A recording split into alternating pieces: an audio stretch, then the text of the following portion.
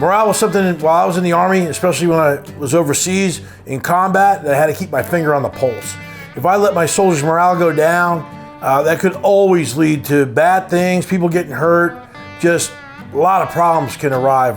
When soldiers are bored, they'll get in trouble. So this part here, I'm going to talk to you about all the ways that if you're in a bug-in situation, what you can do to keep everyone entertained, keep their morale good. There's a lot of different things. Now, before I cover that in pace, I want to just talk about a few things. Now, everyone handles stressful situations in many different ways, okay? So I'm going to give you a few things here to help mitigate some of that.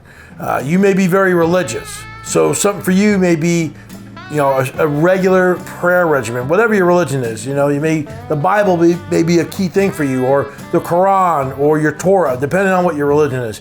You may just be very spiritual. That may require you to find some space in the home or outside the home to meditate, be one with nature, whatever it is.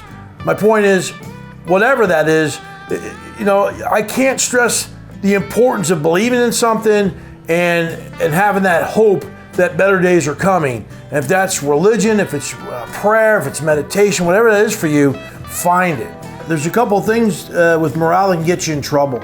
Being a Debbie Downer, being that cloudy, that little dark cloud that's walking around the home. You need to keep a check on everybody. Check in with each other, see how each other's doing. And if someone's not having a good day, just sit down and find out why. If you're the head of the household, now's not the time to be the drill sergeant. Hey, go, what are you doing? You're going to take out the trash can. Hey, pick up that trash, clean your toys up. Give everybody a little bit of a break. Let them let their hair down. You don't want anyone to just check out completely. That's no good either. But keep a check on everyone's, even yourself. If you're in charge, you've got all this pressure on you, hopefully there's someone that's going to check on you too. Other people, it may be entertainment. They may need to constantly be entertained. Exercise is another good thing, so you may have a home gym. You might not be able to walk very far, but maybe you can just, you have a stationary bicycle or something. But if you can walk, go for a hike, go walk around the neighborhood. A lot of those things are stress relievers. We're talking about keeping your morale up, keeping your stress down, and things you can do. So primarily, it could be your TV, playing, all kinds of movies and entertainment, information. With that could be the music. Could maybe have a radio, some kind of a music player. Maybe your phone has little games on it that keeps you entertained or whatever. And then the next phase is going to be, all right, the primary's not there anymore.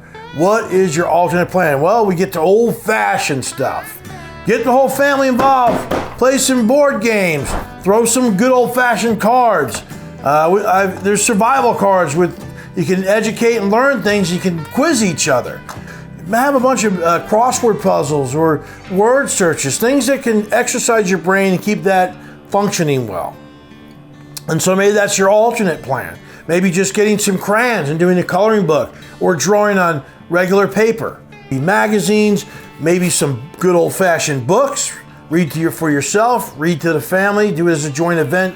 Either one works, all right? So in terms of contingency, maybe it's you can get outside, you can play some sports. That gets, physical going on, you're getting your blood running, pumping, have some fun, play tag, play hide and seek, play charades, all right? Use your imagination, do some arts and crafts, craft things you might need. Maybe you want to whittle yourself a spoon or just occupy your mind. Maybe you play music.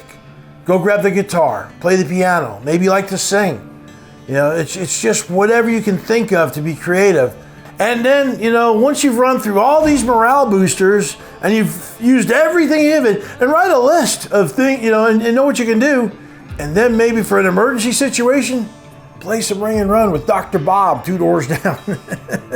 Or how about get to know each other? Maybe bring your neighbors over and have a sit down and talk or tell stories, or somebody could tell jokes, or just with your own family, enjoy each other. My point is, morale is super important in a survival situation. You want to keep yourself in a positive mindset, because with a positive mindset, you can get through anything.